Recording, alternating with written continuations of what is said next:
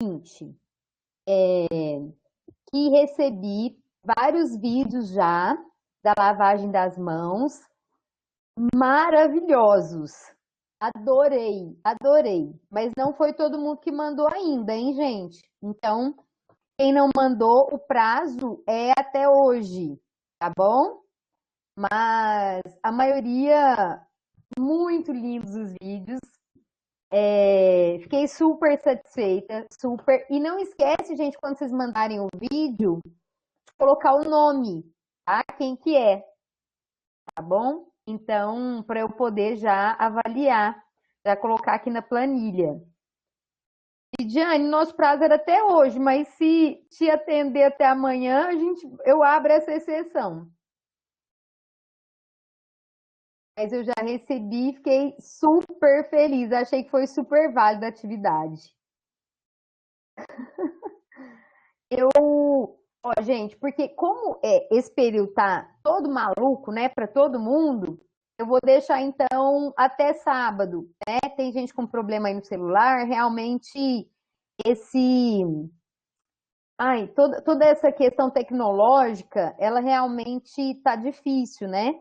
Eu entendo vocês. Vou deixar até sábado, tá? Para todo mundo ter condições de, se tiver com problema no celular, faz com o celular de outra pessoa.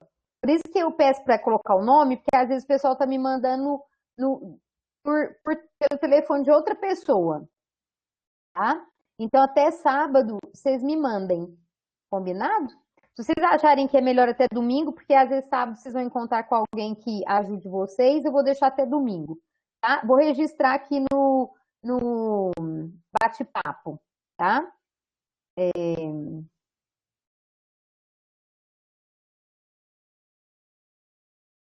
Gente, eu não acho justo com quem fez, sabe? Que já mandou, que se esforçou.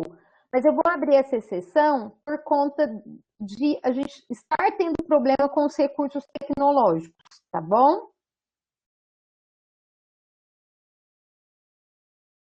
Então, quem mandou, quem se esforçou, me perdoa por estar abrindo mais o prazo. Mas é porque algumas pessoas realmente estão com problemas. Às vezes alguns não são verdade, né? Mas eu acho que o negócio tá tão difícil que a gente tem que ajudar. Eu tô colocando aqui, que dia que vai ser domingo? Deixa eu ver aqui, peraí. É domingo, dia 6.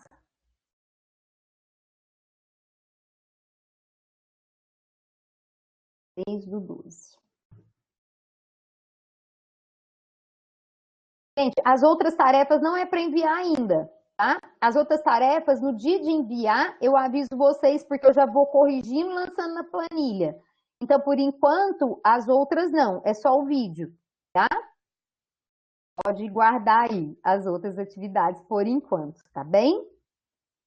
Acredito que já deu tempo do pessoal todo entrar. Eu vou dar continuidade aqui, gente, do ponto que a gente parou na aula passada. Então, ó, não sei se vocês se lembram, mas na aula passada a gente estava falando com relação à proteção dos profissionais. Então, nós falamos, olha só, a respeito das luvas, tá? Nós paramos aí na questão das luvas de procedimentos. Uma coisa que eu queria ressaltar com vocês é que as luvas a gente precisa usar as que são do nosso tamanho. Quem aí já trabalha sabe o quanto que é difícil você ser uma mão P e ter que trabalhar com uma luva G. Gente, você perde totalmente o refinamento dos movimentos. As coisas começam a grudar, né? A luva começa a grudar nos instrumentais, o negócio não dá certo. Nem se minha mão for G e eu for usar uma P, que o que vai acontecer? Ela vai rasgar, porque ela vai ficar tão apertada que ela vai largar, ela vai rasgar. E uma coisa que precisa ficar aqui muito clara para vocês é que se essa luva rasgar, eu preciso substituir. Então, eu preciso jogar essa luva fora, fazer uma nova lavagem das mãos para colocar uma outra luva. Então, eu preciso utilizar uma luva que seja condizente com o meu tamanho. para que eu realmente tenha conforto e eu tenha mais, mais, como eu vou dizer, os movimentos mais precisos. Por exemplo, uso P. Se me der uma luva M, eu já fico louca, porque ela já fica dançando na minha mão. Ela tira a precisão dos nossos movimentos. Eu preciso usar uma que seja de acordo com o meu tamanho, tá? Mas a gente vai continuar. Eu tinha parado aqui. Eu vou continuar falando da proteção dos profissionais, tá bom? E eu vou tirar aqui de novo a minha imagem para a tela ficar maior para todo mundo, tá? Que nem a gente fez na semana passada. Olha só, né? Fica bem mais agradável. Então, vamos dar sequência à proteção dos profissionais. Então, a gente parou aqui, ó, nesse quadradinho rosa e vou dar continuidade. Isso daqui, esses erros, a gente também precisa estar muito atento para esses erros que vocês estão vendo nessas imagens. A luva de procedimento, ela é para ficar ali naquele ambiente clínico do atendimento. Eu não posso jamais atender o telefone de luvas, tá? Então, eu estou gerando uma contaminação. Eu não posso escrever no prontuário de luva, eu não posso abrir a maçaneta da porta, eu não posso ir ao computador de luvas. Então, eu preciso prestar bastante atenção nisso. E às vezes a gente faz sem ver. Direto eu tinha que dar um grito assim com a minha auxiliar, porque eu pedia às vezes algum material e ela já ia e abria a gaveta com a mão enluvada.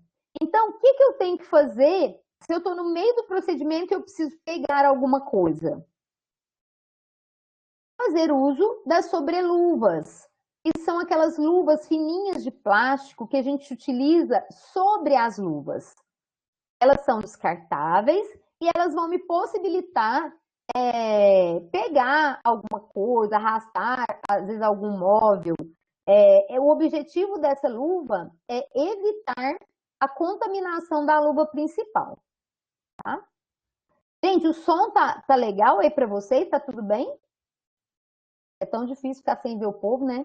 Mas escreve aí no chat para mim, que pelo menos o chat eu vejo, tá? Aqui tá tudo certo, viu, marido? Ah, que ótimo, gente. Obrigada. Qualquer problema, vocês relatam aí no chat, porque senão eu disparo aqui, a hora que eu for ver que vocês não estavam ouvindo, a aula já acabou. Porque essa aula passa muito depressa, né, gente? E também existe uma luva que é extremamente importante, que são as luvas grossas para lavagem de instrumental e para limpeza em geral. Tem gente que não gosta dessas luvas. Eu via a minha secretária sempre reclamando: ah, essa luva é muito ruim. Mas essa luva, gente, ela é para a sua segurança. Ela vai impedir de você se machucar, se contaminar. Então, ela é importante para manipular materiais e instrumentais contaminados, fazer a limpeza e a desinfecção do consultório. Então, é algo que a gente não pode abrir mão. É um instrumento que tem que estar disponível para você no seu ambiente de trabalho. Um outro ponto-chave, né, da proteção dos profissionais é com relação ao avental, jaleco, né? Tem pessoas que chamam de avental e tem pessoas que chamam de jaleco. Qual que é o objetivo desse EPI? É proteger a roupa do profissional. Gente, ele é algo assim indispensável. E é claro que ele precisa ser de manga longa e a gola fechada, porque ela precisa proteger a sua roupa. A roupa que você vai voltar para casa. Que às vezes você chega, vai abraçar seu filho, abraçar seu marido, né? Nesse momento a gente não está podendo fazer isso com a roupa da rua, mas que em momentos de normalidade a gente faz. Então, eu preciso usar esse jaleco para me proteger. Ele não é uma opção. E ele não pode ser que nem esse aí da direita, nessa imagem que a gente vê. Porque o que está protegendo esse jaleco? Os braços estão de fora, né? E o peito, essa região aqui do pescoço, também está de fora. Eu preciso de um jaleco que realmente vá me proteger. Esse jaleco, ele pode ter troca diária, ou sempre que for contaminado por fluidos. Nesse momento de pandemia que a gente está vivendo, o que está acontecendo? A gente teve que agregar também um passo. Então, hoje, para esse momento, por cima desse meu jaleco de pano, eu utilizo um jaleco descartável. E esse jaleco descartável, ele é trocado a cada paciente. Infelizmente, nesse momento, a gente precisa agir dessa forma, tá?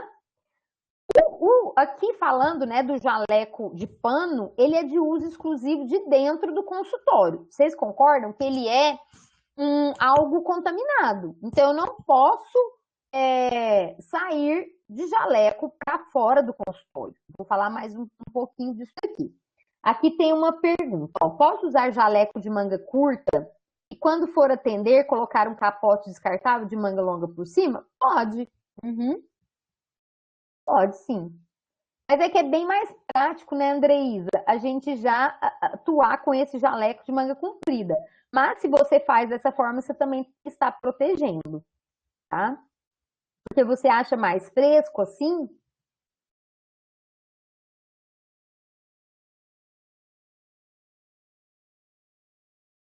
Tá muito quente mesmo, especialmente esses dias, né? Mas você pode fazer dessa forma. Tem mais alguém escrevendo aqui no chat? Ah, não, se não, Nossa Senhora. Então, concordo com você, Andreísa. Não tem ar-condicionado e realmente tá muito quente esses dias, tá? Mas dessa forma você se protege.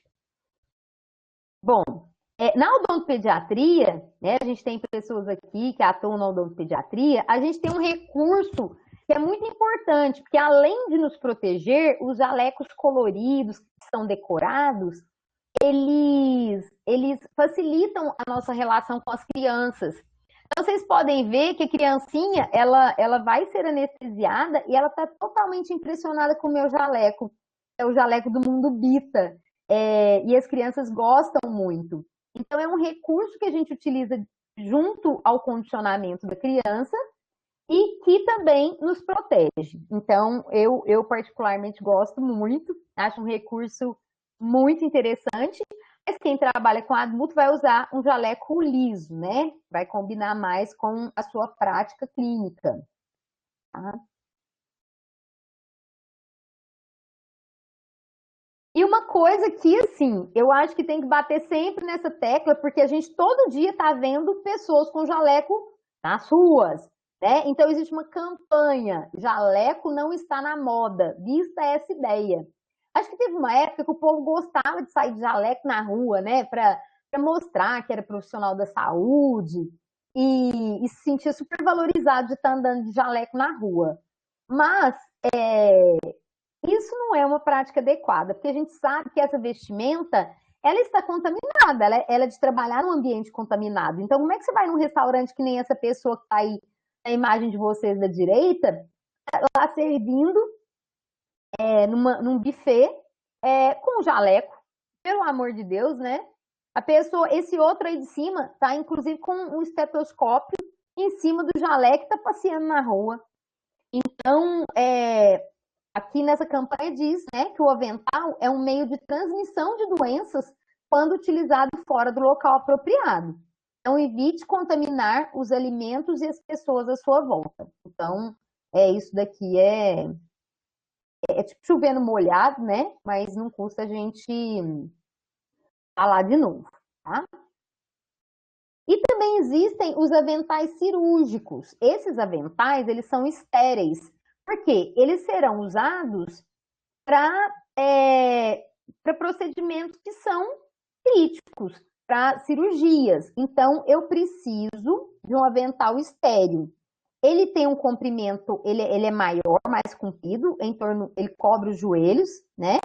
Mangas longas, tem o punho com elástico e abertura nas costas, e o auxiliar vai te ajudar a amarrar esse avental.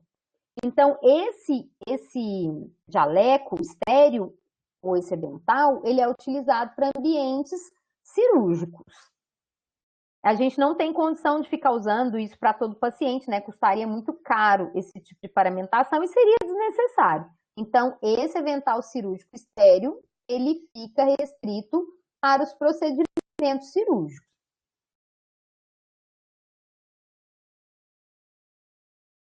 E ele tem toda uma forma de se vestir para que ele não seja contaminado. Então, a gente só abre esse pacote após a degermação das mãos. Na verdade, uma pessoa abre o pacote e quem já está com as mãos degermadas vai pegar, segurando pela parte interna, né? Vai desdobrar sem encostar o restante do capote. E a gente precisa de um auxílio para poder se paramentar sem contaminar o capote. É capote ou avental cirúrgico. Tá? Então, tem lugares que chamam isso de capote. O cadarço existente na parte posterior do capote, localizado atrás do pescoço, ele é amarrado, né? Ele é amarrado em 2 pontos, um aqui no pescoço, outro na linha da cintura.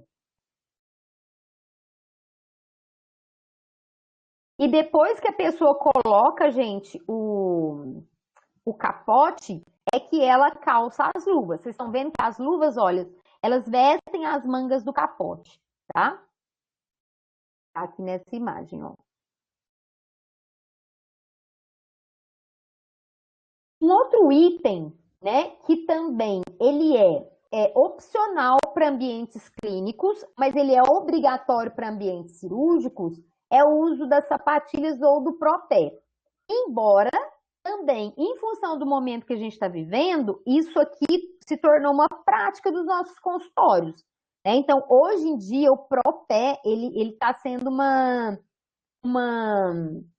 indicação de necessidade. Hoje a gente, em virtude desse momento, a gente teve que fazer algumas adaptações e utilizar o propé está dentro dessas adaptações.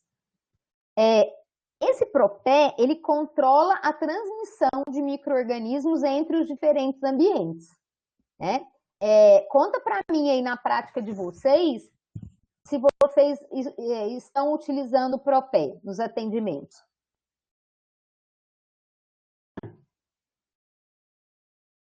Uhum.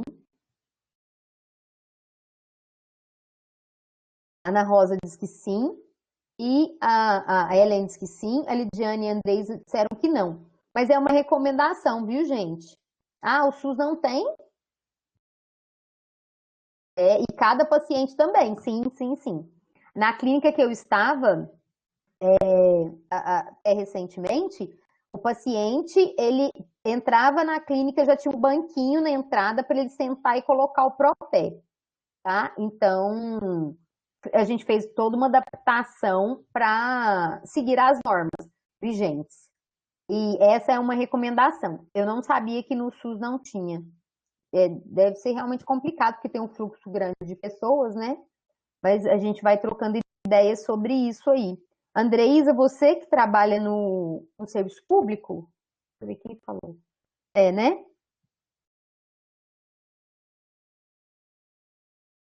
É isso, Andreísa? Você trabalha no serviço público? Ah, tá bom. É em UAI ou é em postinho, assim? Ah, o BSF. E lá nem o dentista nem o paciente utiliza.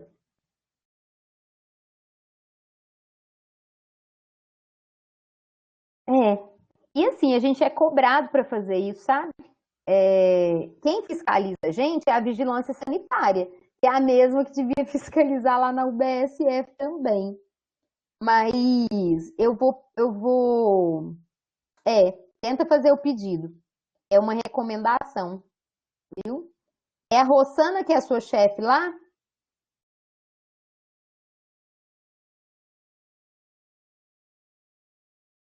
Ah, beleza. Vou falar para ela também.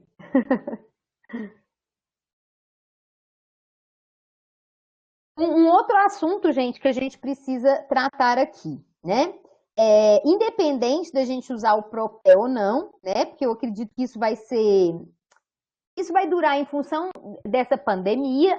Eu acho que assim que a pandemia passar, a gente vai voltar para as nossas práticas, né?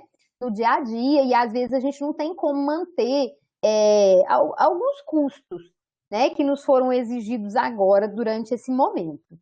Então, independente de eu estar de propé ou não, eu preciso trabalhar de sapatos fechados. Essa é uma regra de biossegurança, tá? Por quê, professora? É enjoeira? Não, não é. Isso é para a sua proteção, sabe por quê? Se eu tô com os pés assim, né, pode cair alguma coisa, pode cair alguma substância, pode cair uma carpule com uma agulha. Eu preciso estar com meus pés protegidos. Além do mais, eu preciso também, gente, ter uma coerência, por quê? Né? Não é todo mundo que tem o pé bonitinho, tá sempre com a unha feita, e às vezes tá lá com uma unha que não tá muito bonita, a gente, né, não teve tempo de fazer. Então juntam todas essas coisas. Mas o principal motivo é realmente com relação à segurança. Então o indicado é que se trabalhe de sapatos fechados, tá? Gente, e eu vou aqui aproveitar para contar uma história que eu também preciso estar com um sapato que seja confortável. Uma vez, eu estava numa clínica, tinha uma secretária, ela usava uma plataforma tão gigante que eu pensava assim, gente, se essa menina tropeçar, ela vai cair, ela vai quebrar uma perna. Porque não era prático aquilo. Quando a gente anda muito, se eu estou no serviço público, se eu estou numa clínica de especialização, por exemplo, ou num consultório que eu preciso buscar, levantar, pegar coisas, gente, não é prático. Então, o ideal é que eu tenha um sapato que ele seja prático, que ele não imite os meus movimentos. Eu tô falando isso, gente, mas eu sou a rainha do salto. Eu adoro salto, tá? Mas, se é um lugar onde eu vou andar menos, tudo bem. Mas se é um lugar onde eu preciso ter agilidade, o ideal é que eu esteja com um sapato confortável. Existem inúmeros sapatinhos fechados que são muito bonitinhos e a gente vai ficar elegante do mesmo jeito. Então, hoje, eu posso dizer para vocês que estou super adepta dos tênis. A gente tem tênis super bonitinhos, brancos, né, que prezam aí que denotam uma higiene, embora em alguns lugares hoje em dia esse branco ele não seja mais obrigatório. Não sei como é que está onde vocês trabalham. Escreve para mim, gente, se vocês trabalham de branco ou não, para eu saber como é que tá. Gostaria até de fazer uma pesquisa sobre isso. Quero saber como é que tá isso por aí, porque Lidiane trabalha de branco, Ellen também. Andreísa branco. Andreísa, lá no seu serviço público é branco, então, né? Tem que. Você e o dentista também? Sim.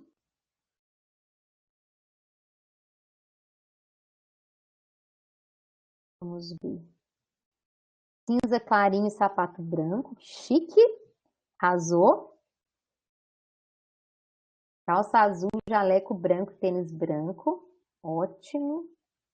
Muito chique também. Isso hoje, gente, é variável, né? A gente não tem mais uma regra.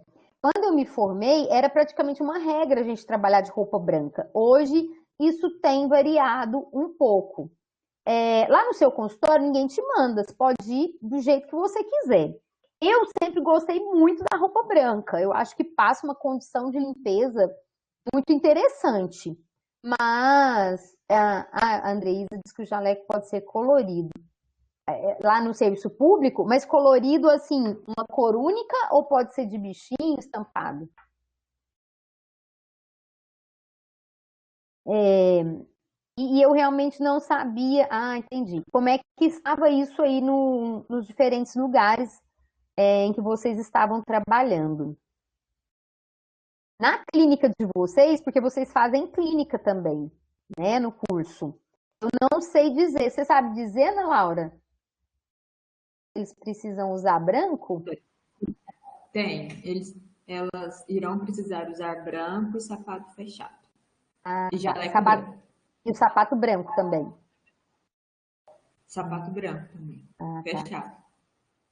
E aí vocês Não, têm um jaleco próprio do curso, gente, para poder, né, se uniformizar. Ah, e a Linda Mar diz que é calça preta e camisete azul, sapato opcional. Legal. Gostei muito de saber da realidade de vocês. Mas o que eu vi aí que é todo mundo de sapato fechado, né? A maioria das pessoas. Agora a gente passa para o outro item, que é esse item aí de corzinha roxa. É a proteção e preparo do paciente. Eu acho, gente, isso extremamente importante. Primeiro, porque você passa para essas pessoas que frequentam o consultório uma noção de organização, de cuidado, sabe? Que eu acho extremamente importante, que é o que diferencia os bons profissionais dos que são desleixados. Então, é muito importante que essa pessoa que vai nesse consultório se sinta protegida. Então, os equipamentos de proteção do paciente é um gorro, óculos de proteção e babador ou campo cirúrgico. Gente, eu vou só pegar o carregador aqui, tá? Só um segundo, peraí. Já tô voltando, peraí.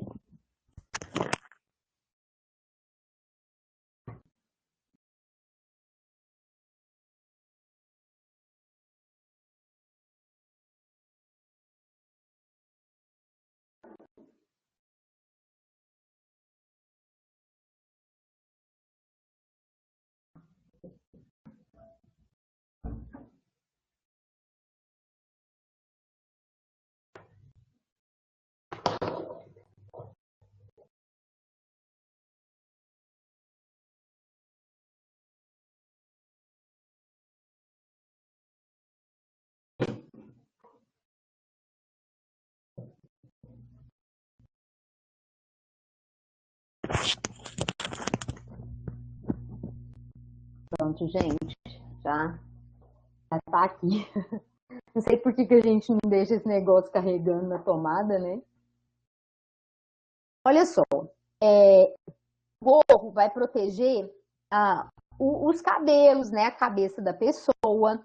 Óculos de proteção, gente, eu já contei isso aqui para vocês, mas eu já vi deixar pingar coisa nos olhos de uma criança, tá? Então, a gente transita muitas coisas ali em cima do paciente. E ninguém me contou, mas eu já vi em clínica de especialização, não foi só uma vez, mas o aluno que não protegeu e a hora que eu fui ver, o acidente já tinha acontecido. A gente orienta, a gente mostra, instrui, mas às vezes aluno é um bichinho complicado e quando você vê, eles já estão fazendo. Aliás, quando a gente vê, o acidente já está pronto. Então, óculos de proteção é extremamente importante. E também serão utilizados o babador ou o campo cirúrgico para procedimentos que são mais invasivos. Esse babador, aqui nessa imagem, a gente tem o quê? Um babador descartável, que é o recomendável, tá? Mas existem lugares que tem alguns de plástico, tem de pano, né? Que vão ser lavados, esterilizados, e não tem problema desde que cada material passe pelo tratamento adequado. O ideal é que seja descartável. O que acontece é que, às vezes, o custo fica muito alto quando você vai, dependendo do fluxo que você tem. Então, alguns profissionais optam por babadores que são reaproveitáveis. Mas lembrando, claro, que é um para cada paciente e que tem que ser lavado e esterilizado depois. Tá? Aqui, a gente está entrando agora numa outra cor, ó, num azul, que é o bloqueio epidemiológico da transmissão de infecções. E esse bloqueio, ele é representado pelo uso de vacinas. Então, uma das mais importantes medidas de prevenção de aquisição de infecções é você estar vacinado, certo? A vacinação, ela é considerada uma das mais importantes medidas de prevenção de aquisição de infecções, sem dúvida nenhuma. A vacinação contra a hepatite B tem sido recomendada para toda a equipe de saúde e, inclusive, alunos da área da saúde. Então, todo mundo precisa estar vacinado. Todo mundo aqui está vacinado para hepatite B, gente?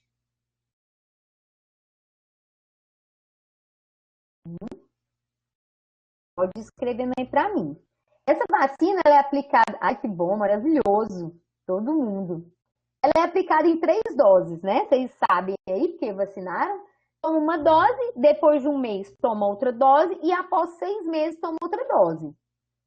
Sendo recomendado a gente fazer a sorologia para ver se a gente converteu, para comprovar a imunidade após o término do esquema vacinal. Já comprovaram que vocês realmente ficaram imunizadas? Por quê? Porque algumas pessoas não ficam imunizadas, tá? 95% vão produzir anticorpos, tá? E quando você produz os anticorpos, a proteção contra hepatite é próxima de 100%. Quando você fez, estava fazendo só uma dose, ô Pedro? Por quê?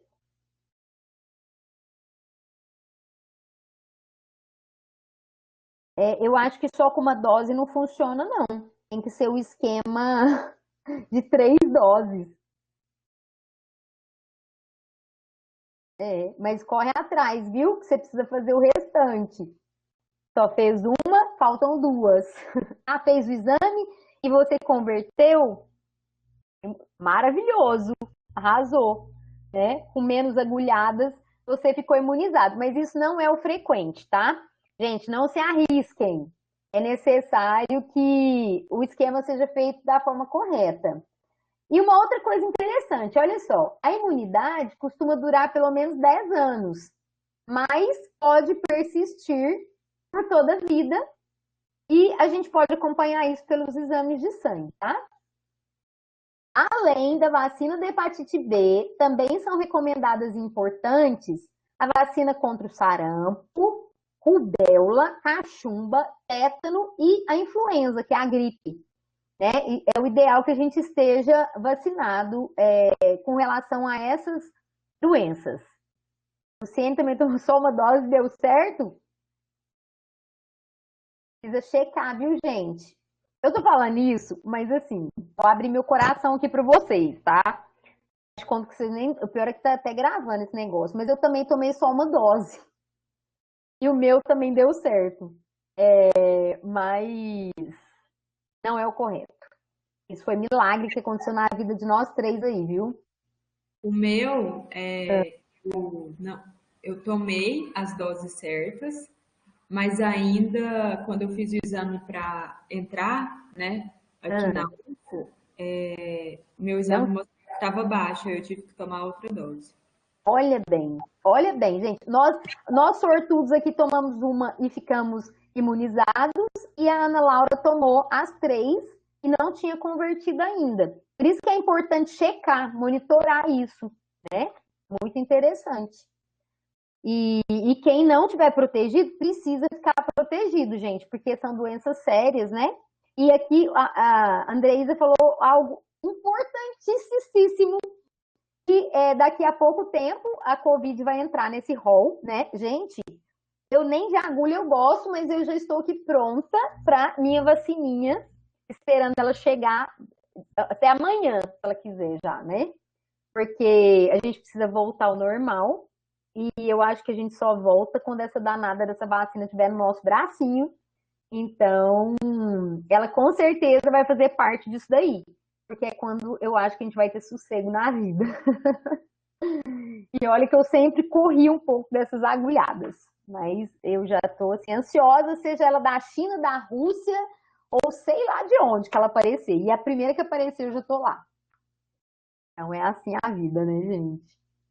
Mas é extremamente importante. E agora aqui, né, a gente entra na última cor aí que a gente tem, que é também muito, muito importante. É com relação ao tratamento de materiais, instrumentos, equipamentos e ambiente. No ambiente odontológico, nós temos vários equipamentos materiais, instrumentos que estão ligados diretamente ou indiretamente com as nossas ações. E do ponto de vista da biossegurança, o tratamento desses materiais, instrumentais e equipamentos deve ser objeto de preocupação e cuidado do TSB. Então, a gente entra aqui num ponto assim, muito chave, né? Num ponto que a gente depende muito de vocês. Que a gente literalmente está na mão de vocês, né? Todo o ambiente, todo lugar e toda essa cadeia de biossegurança, ela vai depender da atuação de vocês, tá?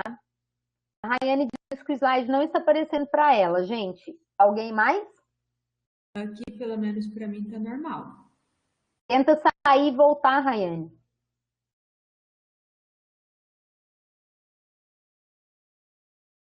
Vamos ver, é só ela.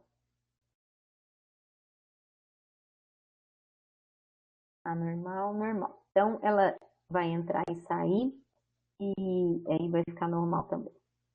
Então, gente, a gente está em contato com uma série de materiais, instrumentos e equipamentos e para cada um a gente tem um tipo de limpeza que deve ser feito, né? E é uma coisa que, conforme as pessoas estão na prática clínica, isso vai ficando muito já bem sedimentado. Mas para quem vai começar, quem ainda não está, né, na prática clínica, precisa ter isso muito claro, assim, praticamente decorado, para depois ir praticando, né, no seu dia a dia. E uma coisa também que é importante, gente, é que na prática odontológica existem instrumentais, existem pecinhas que a gente usa muito pequenas.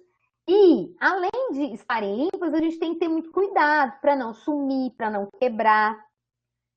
Eu já tive uma auxiliar extremamente desastrada, né? Que não havia placa de vidro que desse conta, pote DAPEN, deixa a volta a rotação cair.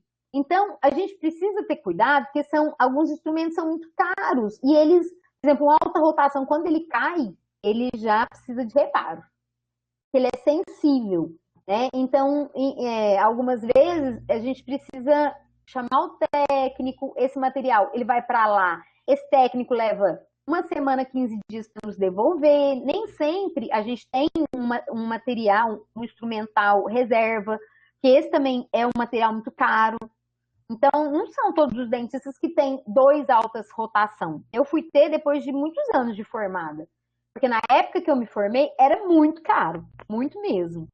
Então, além de esses materiais serem tratados de forma correta com relação à biossegurança, são materiais que precisam de cuidado, né? Para que ele não caia, para que ele não estrague. E no caso dos que são de vidro, assim que quebra, a gente precisa de uma substituição, não tem jeito, tá? É claro, gente, que quem trabalha muito, quem atende muito, acidentes acontecem, tá? Isso é super normal e super admissível, né? A gente só tem que cuidar para não ser muito desastrado, não derrubar as coisas. Por exemplo, essas brocas, essas pontas, cada ponta dessa custa uma fortuna. Tem pontinha dessa que custa R$ 50. E ela vai pelo ralo facilmente, né? Então, precisa ter bastante cuidado. O ambiente, né? Então, também existe uma forma própria de promover essa limpeza nesse ambiente. O Pedro falou, é fácil de sugar essas brocas também. É mesmo, é verdade. Suga mesmo. Sugador já levou tanta coisa minha, meu filho, que eu não sei nem dizer. Agora eu vou lembrar de tudo que o sugador já levou, mas foi muita coisa. A gente sempre tem histórias trágicas para contar, né? Os meninos, enquanto são estudantes, eles mesmos têm que cuidar do instrumental, do ambiente deles, né? É até bom eles fazerem aqui uma reciclagem. Esse consultório, olha que ele nem é dos mais bonitos ainda, Mar, mas ele tá bem bonito mesmo.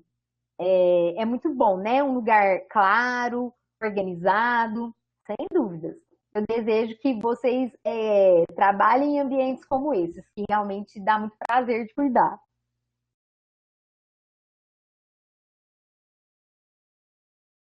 E como é que faz, né? Como é que é o tratamento dos materiais, instrumentos, equipamentos e ambiente? O que que eu vou esterilizar? O que que eu vou limpar? O que que eu vou fazer uma asepsia? Quais são os métodos disponíveis e as normas, né? E existem muitas normas, esse é um ponto muito importante e muito presente no nosso dia a dia, nossas vidas clínicas. Então, ó, a gente precisa, isso aqui eu já falei, mas eu estou voltando aqui com esses conceitos, porque eles precisam ficar muito claros para vocês, a esses termos. O que é uma antisepsia? É a eliminação das formas resistentes de micro-organismos patogênicos de um tecido vivo. Eu vou dar um exemplo para vocês de uma antisepsia. Então, eu vou eliminar micro-organismos de um tecido vivo. Então, o que eu faço? O paciente ele vai passar por um procedimento cirúrgico, tá? Então, vamos pensar aqui que vai ser uma frenectomia lingual. É algo assim que é frequente no consultório do odontopediatra, mas também é frequente do cirurgião, do clínico geral. Quando o paciente vai passar por um procedimento cirúrgico, o que que eu vou fazer? Eu vou fazer uma antisepsia extraoral e intraoral, geralmente com uma clorexidina, tá? É uma substância que vai eliminar micro-organismos desses tecidos que estão em volta da boca e também, dependendo da idade que esse paciente tem, eu vou pedir para ele fazer um bochecho com a clorexidina. Eu vou estar fazendo uma antisepsia, tá?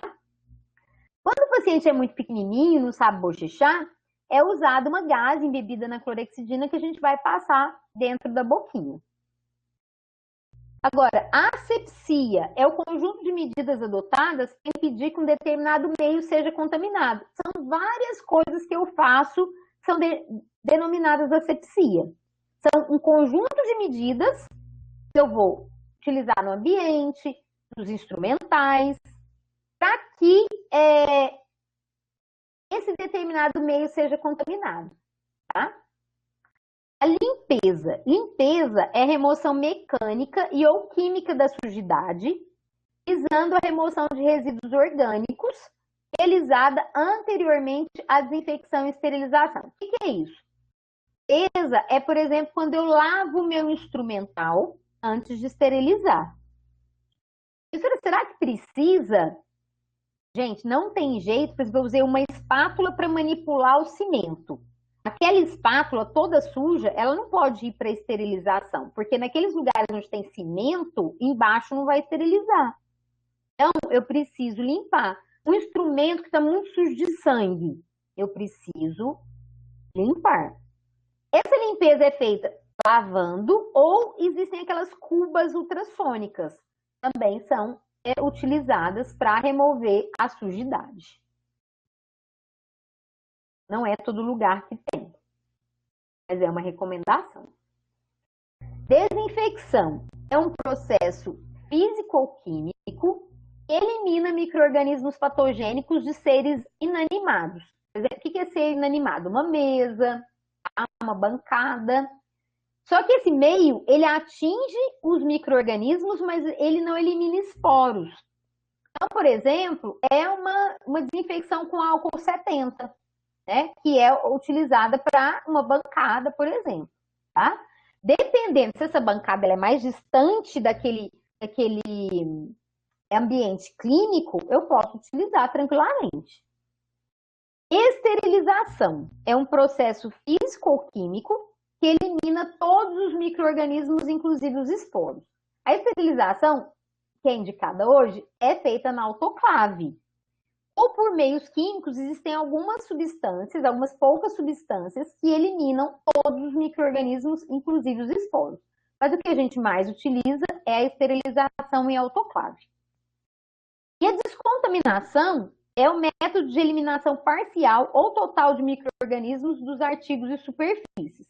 Então, a descontaminação elimina parcial ou totalmente, dependendo do que eu estou utilizando, os micro-organismos de artigos e superfícies, tá?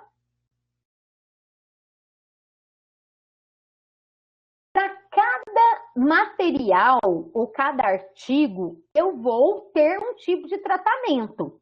Vai depender do risco que aquele material ele está submetido. Então, eu tenho os artigos críticos. São os artigos que penetram através da pele e mucosas adjacentes, atingindo tecidos subepiteliais e o sistema vascular. Ou seja, eu tenho sangramento. Inclui materiais como agulhas, lâminas de bisturi. Agulhas e lâminas de bisturi, elas não são reaproveitáveis, né? São um material descartável. As sondas exploradoras, sondas periodontais, material cirúrgico e outros. Esses materiais, tá? Eles têm que ser esterilizados ou eles vão ser descartados, tá? Só existem essas duas formas. Ou vai descartar ou vai esterilizar. A gente não reutiliza, por exemplo, lâmina de bisturi, agulha, né? A agulha não é feita para ser reaproveitada. Antigamente, as agulhas, elas eram esterilizáveis. Por quê? Ainda não existiam as agulhas que a gente tem hoje, que são descartáveis. E essas agulhas de antigamente, gente, olha só.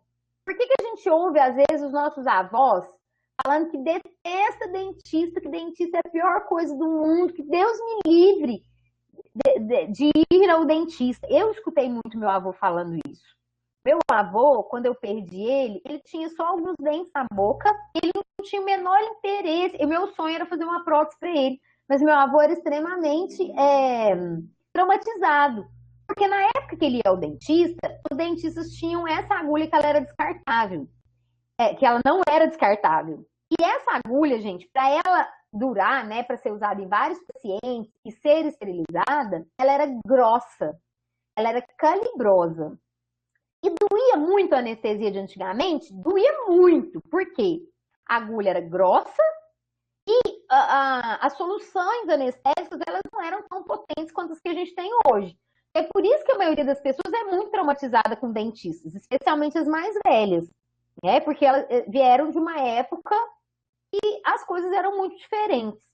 Então, não tinha uma anestesia que ela dava essa tranquilidade para o paciente e o próprio procedimento da anestesia era muito doloroso. Vocês imaginam uma agulha grossa, né?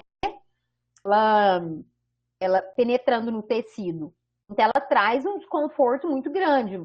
Um desconforto, assim, que na verdade é uma dor, né? Mas era assim.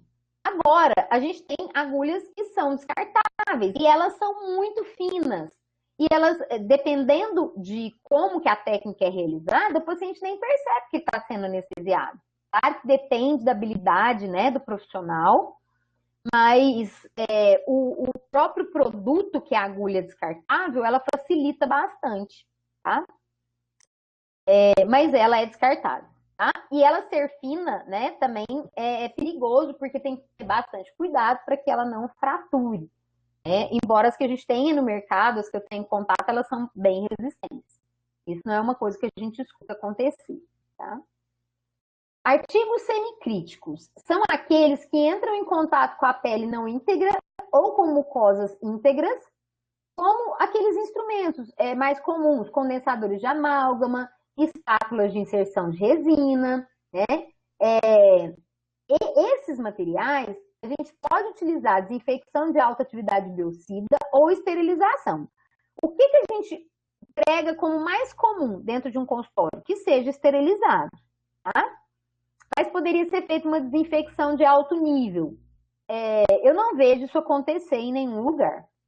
Na maioria dos lugares, as pessoas esterilizam todo esse material que vai na boca do paciente. Tá?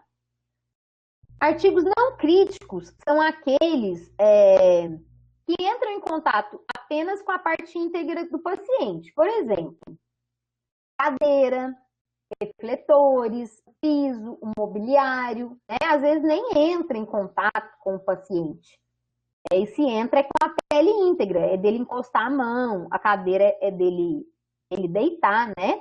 Embora a gente tenha que pensar Dentro do consultório, a gente está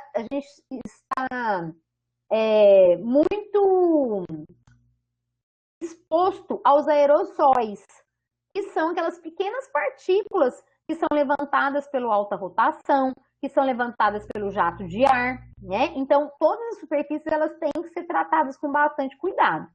Isso também está evidenciado pelo momento que a gente está vivendo, onde a gente está precisando lançar mão de produtos mais potentes para transmitir segurança para os nossos pacientes. Um produto que eu usava recentemente no consultório, que eu vejo o pessoal utilizar e que eu recomendo, é o Lisoform, né? O Lisoform é um nome comercial, tem um que chama Lisol, que também é a mesma coisa. É um quaternário de amônia que é bastante potente e ele traz bastante segurança para os nossos consultórios, tá? Fazer a limpeza das superfícies com ele. Eu bati até no ar, assim, a gente tem aí outros métodos, né, de esterilização de ambientes, mas a gente não vai entrar nesses detalhes, tá?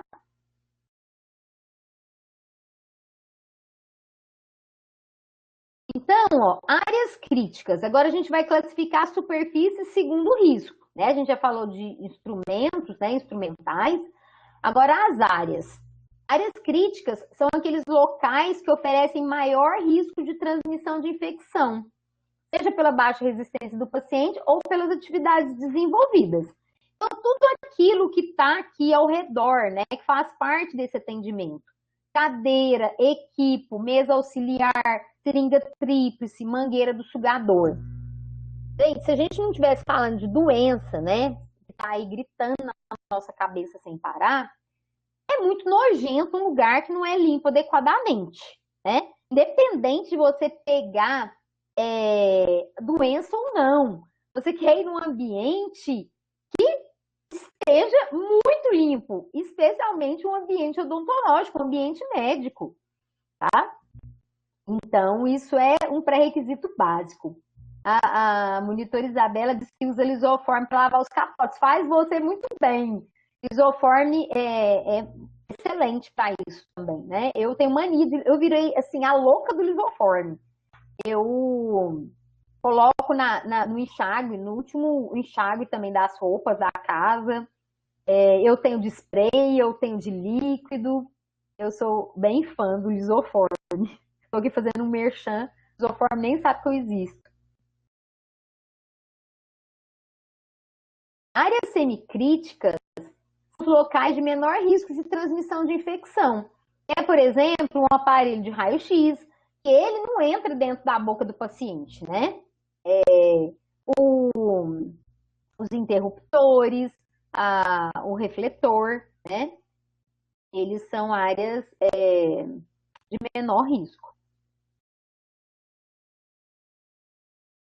E as áreas não críticas são as dependências que não apresentam risco de transmissão de infecções. São todas as áreas não ocupadas ou sem acessos pelos pacientes, tá? Que é sala de espera, secretaria, cozinha, sala de arquivos. Antigamente a gente podia até falar isso, né, gente? Que é um lugar onde não se transmite infecção. Mas hoje, numa sala de espera, se o paciente tossir ou espirrar, né, se eu não tiver com um distanciamento adequado, é uma área onde existe a transmissão de infecções.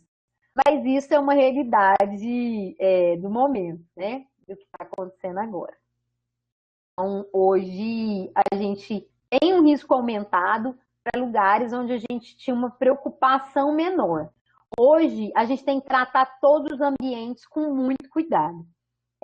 O ideal é que uma sala de espera, por exemplo, tenha essas cadeiras que sejam limpáveis, né? De preferência laváveis, e não aqueles sofás confortáveis, né? Porque senão você vai ter que ficar batendo lisoforme nele sem parar, vai sair um pouco caro. Então, quando vai se planejar aí uma sala de espera, o ideal é a gente pensar, né? Em todos esses detalhes, para depois não ter uma despesa excessiva e ficar difícil manter essa limpeza. Tá?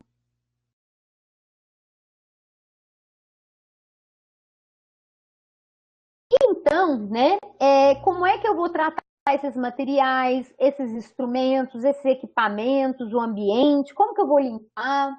como que tem que ser, com o quê, né? Qual que é o risco potencial de transmissão de infecção para cada coisa? Como que eu vou adequar os procedimentos de cada tipo de material? O que que eu vou esterilizar? O que que eu vou limpar? O que que eu vou desinfectar? Onde eu vou fazer antisepsia e onde eu vou fazer asepsia? Esse assunto eu vou deixar para entrar com vocês na próxima semana. Deixa eu ligar aqui minha câmera.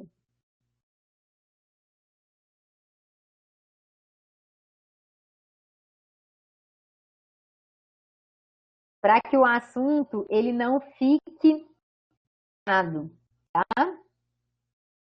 Então, essa parte eu vou abordar com vocês na semana que vem. É a nossa última parte dentro da segurança.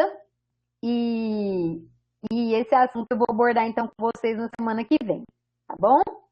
Eu vou deixar aqui uma atividade, tá? Essa atividade, ela vai ser com relação a isso daqui, ó.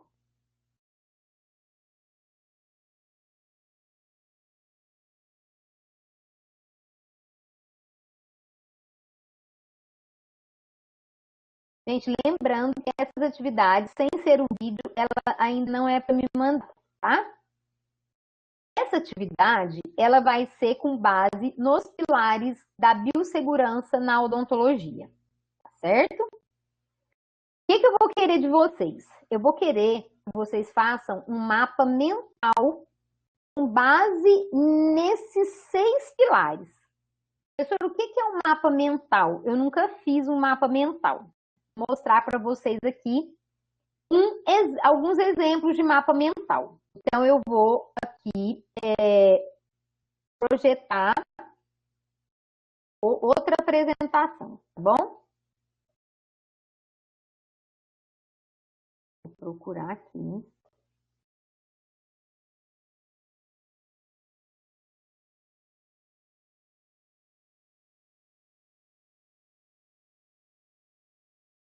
Vamos ver se vai vir tudo certo. Mapa mental. Eu adoro esse tipo de atividade. Na medicina a gente faz muito mapa mental. Os alunos da medicina usam muito mapas mentais para fixar conteúdos, extremamente válido. Acho que vai ajudar super vocês. Mapa mental é isso daqui. Ele é uma atividade que ajuda a aprender, comunicar, resolver, inspirar, inovar, criar, organizar e planejar. Eu gosto muito. Como fazer mapas mentais? O mapa mental, ele é assim, você pega um tema principal, por exemplo, biossegurança em odontologia. Ele é meu tema principal. E eu vou puxando subtópicos. Como, professora? Tá? Vou mostrar aqui alguns exemplos. Aqui, ó, é um mapa mental, um exemplo. Ele pôs lá no centro, benefícios de mapas mentais. Ele torna o aprendizado mais organizado, mais aplicável, mais rápido. Ele me traz uma comunicação mais objetiva, mais organizada. Os efeitos que ele me proporciona de mais autoconfiança, mais prazer, mais satisfação, mais autoestima. Ele também traz mais produtividade e maior qualidade no trabalho, ajuda a memorizar, é mais organizado e mais confiável. E o pensamento, ele fica organizado, um foco no relevante e o visual estimulante. Tá? Então, aqui, ó, eu tenho um exemplo de um mapa mental de um assunto chamado separação de misturas. Então, a ideia central fica no centro e vão se puxando setinhas para fixar esse conteúdo. Tá? Vou mostrar outro exemplo. Olha aqui, que é um mapa mental sobre saúde e doença. Então, puxaram, cada um vai ter a sua criatividade, vai exercitar, vai fazer. Eu quero mapas mentais bem lindos, que vocês estão fazendo coisas tão bonitas, tá? Aqui, ó. Olha, um outro mapa mental de sistema respiratório. Fala dos órgãos, depois fala da função de cada órgão. Olha que bonitinho.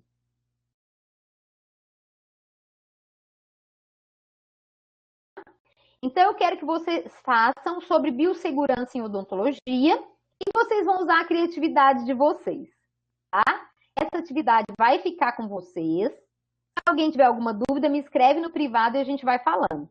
Às vezes, gente, eu não tenho como responder na hora que vocês perguntam, mas eu vou responder depois, tá? Porque são muitas coisas, são muitos cursos, muitos alunos, muitas dúvidas. Às vezes tem dúvida que fica até lá esquecida.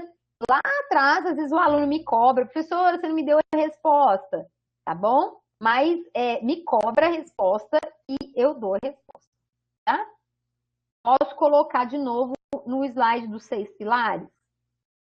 Ia ser bom se vocês fotografassem, né? Deixa eu ver aqui como que faz.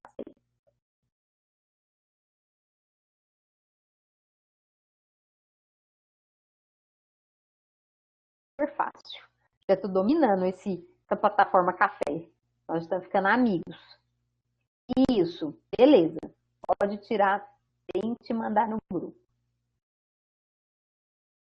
Então, cada um faz o mapa mental mais lindo aí que conseguir, tá bom? Isso é para ajudar vocês a fixarem, tá? Estou esperando os vídeos até domingo e qualquer dúvida é só me chamar, tá bem? Até semana que vem, gente. Boa noite. Obrigada, viu? Obrigada, Ana Laura. Até semana que vem. Até. Boa noite, gente.